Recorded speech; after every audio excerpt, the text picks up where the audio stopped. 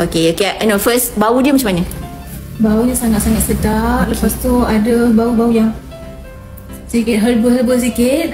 And kita baru nak rasa. Okay, teruskan. Bismillahirrahmanirrahim.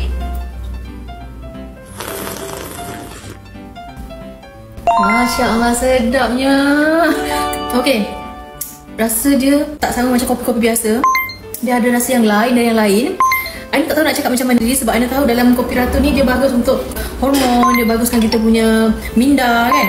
Okay, jadi ni baru kali pertama minum. Yang penting dia untuk energy booster.